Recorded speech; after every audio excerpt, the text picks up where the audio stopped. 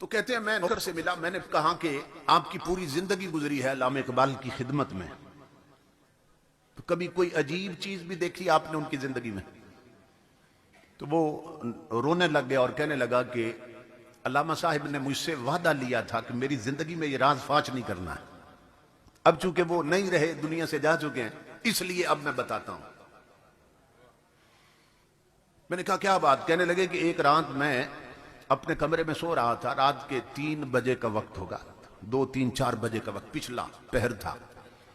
तो अल्लामा इकबाल ने ना मुझे जगाया आके, तो मुझे कहने लगे कि मेरे एक मुअज़्ज़ज़ मेहमान आए हैं, तो वो लस्सी पीना चाहते हैं और जाओ कहीं से ताजा लस्सी बनवा के लाओ। वो नौकर कहता है मैं उठा और परेशान हुआ कि इस वक्त मेहमान आए हैं और लस्सी पीना चाहते हैं, तो ये लस्सी पीने का कौन सा वक्त, और इस वक्त लस्सी कहां से मिलेगी? खैर मैं नौकर था, अब क्या करता। मैं किचन की तरफ गया, बर्तन उठाना चाहा, इकबाल ने कहा मैं खुद धो के देता हूं। इकबाल ने अपने हाथों से ना बर्तन खुद धोया और मुझे दिया, कहा जाओ लस्सी लेके आओ। मैं आंखें मलता जा रहा था गली में, अब लस्सी कहां से मिलेगी इस वक्त? कहता मैं इसी मखमसे में था कि जब गली का मैंने मोड़ काटा ना,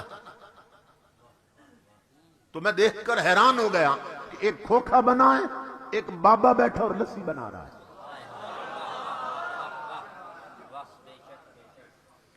मैं हैरान हो गया, ये रातों रात दुकान कैसे बन गई, खोखा कैसे बन गया, और इस बाबे को मैंने पहले कभी नहीं देखा। ये भी सवाल था ये कौन है, और दिल में खुशी भी हुई कि चलो काम करीब से हो गया, दूर नहीं जाना पड़ा। तो ये सुबह ताकीद करेंगे ये खोखा किसी ने बनाया। मैं गया बाबा जी के पास, सलाम अलैकुम, वालेकुम सलाम, अलैक सलैक के बाद मैंने कहा जी लस्सी बना दे। उन्होंने लस्सी बना के दी। जब मुझे बर्तन थमाया उन्होंने, तो मैंने कहा बाबा जी कितने पैसे हैं? तो वो हंस के फरमाने लगे ले जाओ, इकबाल से हमारा मामला चलता रहता है, इकबाल से हमारा मामला चलता रहता। वो कहता है मैं इस पर और हैरान हुआ कि ये बाबा जी इकबाल को भी जानते हैं और मैं इकबाल के हर जानने वाले को जानता हूं, और मैं इस बाबे को नहीं जानता। बहुत हैरान मैं आया, मैंने अल्लामा साहब को ना बर्तन दिया, उन्होंने कहा अपने कमरे में जाओ। मैं अपने कमरे में बैठा था चारपाई पे, वो मेहमान की खिदमत में गए और लस्सी पेश की। थोड़ी थोड़ी बातों की आवाज आ रही थी। अब मैं मुंतजिर था कि अगला क्या ऑर्डर है, मेहमान यहीं ठहरेंगे या अभी रुखसत होंगे? कहते हैं मैंने महसूस किया कि मेहमान रुखसत हो रहे हैं। मैंने देखा सेन में मेहमानों ने इकबाल को सीने से लगाया, पेशानी चूमी और निकले। मैं दौड़ा, मैंने कहा अल्लामा साहब मैं कुंडी लगा देता हूं, आप सो जाएं। इकबाल अपने कमरे में, मैंने कुंडी नहीं लगाई। मैं ना पीछे निकला कि देखूं तो सही आधी रात को आने वाला कहां जा रहा है, ये मेहमान कौन था?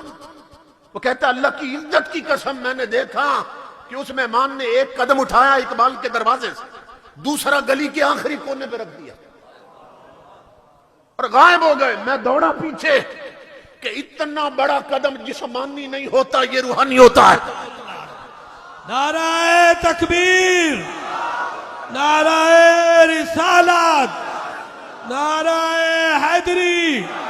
जिसने ईदे मिलादुल नबी, आले नबी औलाद अली पैतर पाक, आले नबी औलाद अली पैतर पाक, पीर सियाल, पीर सियाल, पीर सियाल, पीर सियाल, लजपाल, लजपाल, लजपाल, लजपाल, लजपाल। इत्थे मेरा सैयद पीर मेहर अली बोलिया।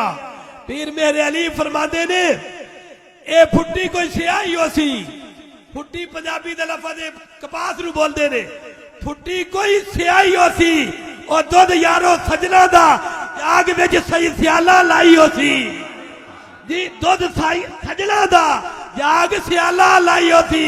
नाराए हैदरी।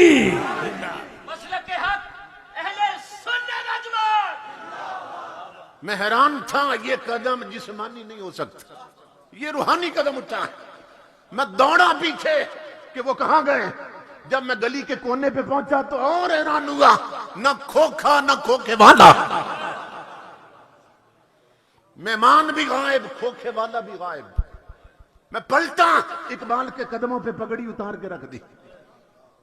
मैंने कहा कलंदर लाहौरी, मुझे बता ये आने वाले मेहमान कौन थे, और अब ये भी बता खोखे वाला बाबा कौन था।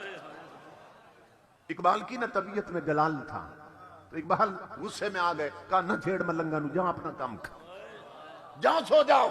मैंने हाथ जोड़े, मैंने कहा जिंदगी गुजरी है खिदमत में, मुझे इतना तो बता दे आज, और ये कौन आए थे और वो खोखे वाला कौन था। इकबाल ने कहा मेरी जिंदगी में वादा करो राज फांश नहीं करोगे, तो बता देता हूं। ये कलंदर लाहौरी है, ऑक्सफोर्ड और कैम्ब्रिज की यूनिवर्सिटियों का फारिग, यूरोप में पढ़ने वाला है, पीएचडी वहां करने वाला है, मगर मां ने चूंकि इसकी घुट्टी में कुरान रखा था। इकबाल ने अंग्रेजी बाद में पढ़ी, मोहम्मद अरबी की शरीयत पहले पढ़ी थी। इकबाल कहने लगा वादा कर राज फांच नहीं करेगा जिंदगी में। मैंने वादा किया। इकबाल ने कहा सुन, अल्लाह की इज्जत की कसम, आने वाले गरीब नवाज थे और खोखे वाले दाता अली हुजवेरी थे।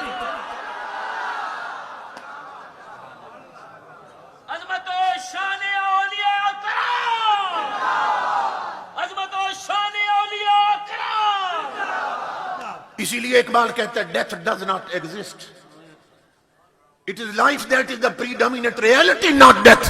कहता है मौत का कोई वजूद नहीं, कब्र के बाहर भी जिंदगी थी, कब्र के अंदर भी जिंदगी। इसीलिए इकबाल कहता है मौत को समझे हैं गाफिल, इख्तिताम में जिंदगी है ये शाम जिंदगी, सुबह दवा में जिंदगी। इसीलिए इकबाल कहता है फना कैसी बका कैसी जब उसके आशना ठहरे, फना कैसी जब उसके आशना ठहरे। हमें जिससे मोहब्बत हो तो हम चाहते हैं हमारा महबूब मिट्टी में मिले, बोली ये मोहब्बत का तकाजा है। हमें जिससे प्यार हो मोहब्बत हो, हम चाहते हैं हमारा महबूब मिट्टी में मिले।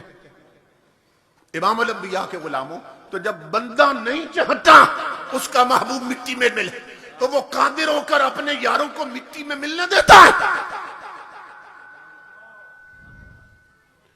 तो मौत मिटाने नहीं आती, मौत सिर्फ दुनिया बदलवाने आती है। इसीलिए इमाम अल अंबिया ने फरमाया तोहफतुल मुमिनिल मौत, मोमिन को अल्लाह रब्बुल इज्जत मौत गिफ्ट के तौर पे देता, तोहफे के तौर पे देता। तो मौत मिटाने नहीं आती, सिर्फ दुनिया बदलवाने आती। इसलिए मेरे आका के गुलामों, एक और हदीस में हुजूर ने फरमाया कि मेरे बाज गुलाम ऐसे हैं, इज़ा उदखिलल मय्यतुल क़ब्र मुस्सिलत लहु शम्सु इंदा गुरूबिहा, कि जब उन्हें कब्र में रख दिया जाता है ना, तो फिर सूरज को वक्त असर पे ले आता है अल्लाह रब्बुल इज्जत। कब्र में अगर आधी रात के वक्त भी मैयत को दफन करें, तो जब कब्र वाले बनाने वाले और मिट्टी डाल के पलट के आ जाते हैं तो मैयत को कब्र में वक्त असर मालूम होता है। वो देखते हैं सूरज डूबने वाला है, तो मुस्सिलत लहु शम्सु इंदा गुरूबिहा, हदीस में कि अल्लाह सूरज का तमस्सुल फरमाता है और वक्त गुरूब पे उसको दिखाता है। अब ये जब मंजर बन जाता है, अब फरिश्ते आते हैं सवाल करने के लिए। आप जानते हैं ना, हदीस पाक सुन रखिए, 3 सवाल करते हैं फरिश्ते, मर रब्बुक वमा दीनुक वमा कुन्त तक़ूलु फी हक़्क़ि हाज़िर रजुल लज़ी बुइसा फ़ीकुम।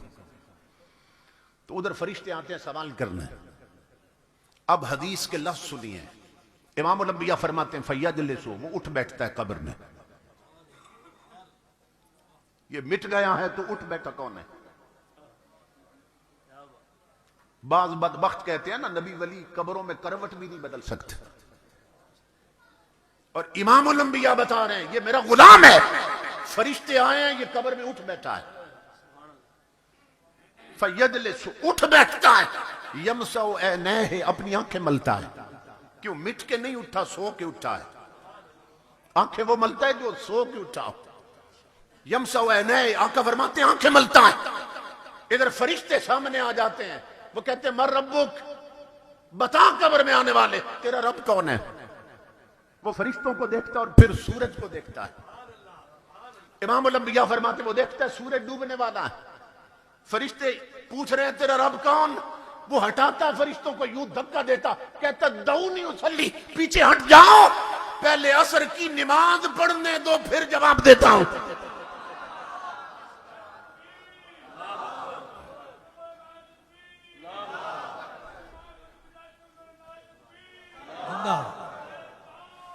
या रसूल जिंदा या अली लाजपाल लाजपाल लाजपाल लाजपाल लाजपाल लाजपाल लाजपाल लाजपाल लाजपाल लाजपाल। कहता है पीछे हट जाओ, पहले मुझे असर की नमाज पढ़ने दो। तुम्हारे सवालों का जवाब बाद में देता हूं, कहीं मेरी नमाज न रह जाए। ये हदीस यहां खत्म हो जाती है। फरिश्ते आते हैं, कहते हैं तेरा रब कौन, वो कहते हैं पहले नमाज पढ़ दूं फिर जवाब देता हूं। ये हदीस यहां खत्म हो जाती है। हकीमुल उम्मत मुफ्ती अहमद यार खान नईमी रहमतुल्लाह ताला अलैह, आपने इस हदीस की शरह में लिखा है कि यहां हदीस खत्म क्यों हो गई। फरमाते इसलिए कि बात ही खत्म हो गई। कुछ हुजूर के उम्मती ऐसे हैं, फरिश्ते कहते हैं तेरा रब कौन, वो कहता है पहले नमाज पढ़ लूं फिर बताता हूं। फरिश्ते उसकी कब्र से पलट जाते हैं, वो नमाज शुरू कर देता है, फरिश्ते पलट जाते हैं और फिर कयामत तक लौट के नहीं आते पूछने के लिए तेरा रब कौन है। और सबका मरना एक जैसा नहीं, सबकी कब्रें एक जैसी नहीं, लौट के नहीं आते। क्यों? कि उनके हर सवाल का जवाब इसने दे दिया। फरिश्तों को खबर हो जाती है कि जिसे कब्र में भी नमाज की फिक्र लगी है, इसकी दुनिया की जिंदगी किस ढंग में गुजरी होगी। तो ये इमाम उल अंबिया के सच्चे गुलाम ये कब्र में भी नमाज की बात छेड़ देते हैं। ये कौन कह सकेंगे कि पहले नमाज पढ़ लो? क्या वो कह सकेंगे जो ताश की बाजी नहीं छोड़ते और सजदे छोड़ देते हैं, जो होटल पर हुक्के का कश नहीं छोड़ते और नमाजें छोड़ देते हैं, वो कह सकेंगे? क्या वो माए बहने बेटियां कह सकेंगी जो डरामा नहीं छोड़ती और रब के सजदे छोड़ देती हैं? क्या वो जवान कह सकेंगे जो क्रिकेट मैच के लिए जुमे की नमाजें छोड़ देते हैं कि पहले नमाज पढ़ ले? क्या वो कह सकेंगे? ये कौन कहेगा जिसकी पेशानी में सजदे का नूर होगा, जिसके पांव मस्जिद के रास्ते पे चलने के आदी होंगे? ये वो कह सकेगी कि जिसने टीवी नहीं मुस्तफा का मुसल्ला आबाद रखा होगा? सिर्फ वो कह सके।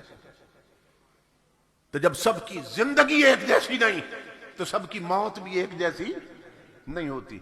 तो जब सबकी मौत एक जैसी नहीं तो सबकी कब्र भी एक जैसी नहीं होती। हजरत राबिया बसरी हैं औरत, हजरत राबिया बसरी औरत हैं, मगर अपने रब के साथ ऐसी लौ लगाई कि अपने दौर के बड़े बड़े मर्दों को पीछे छोड़ गए। औरत हैं, कब्र में गई, कब्र में फरिश्ते आ गए पूछने तेरा रब कौन है। फरिश्ते आके कहते हैं राबिया मर रब्बुक, तेरा रब कौन है? ये औरत है, मेरी मां बहनों बेटियों। फरिश्तों को फरमाने लगी मन अंतुमा, पहले बताओ तुम कौन हो।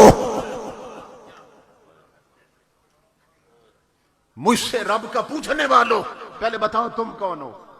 उन्होंने कहा हम फरिश्ते हैं और हमारी ड्यूटी है जो भी कब्र में आए आते हैं उससे सवाल करते हैं, पूछते हैं। आपने फरमाया हजरत राबिया ने बताओ कहां से आए हो। फरिश्तों ने कहा आसमानों से आए। कहां से आए? आसमानों से आए। जब कहा ना आसमानों से आए, हजरत राबिया बसरी जलाल में आ गई और फरमाया तुम ऊपर से इतना नीचे आए, तुम्हें रब नहीं भूला? मैं सिर्फ 2 गज नीचे गई, मुझे यार कैसे भूल सकता है?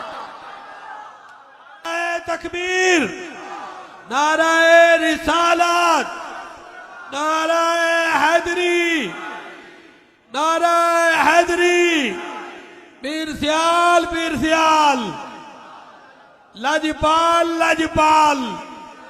अल्लाह अल्लाह किए जाने से अल्लाह ना मिले तो अल्लाह वाले हैं जो अल्लाह से मिला देते हैं। अल्लाह अल्लाह किए जाने से अल्लाह ना मिले तो अल्लाह वाले हैं जो अल्लाह से मिला देते हैं। नाराए तकबीर। क्या तुमने मेरा ताल्लुक इतना कच्चा समझा है?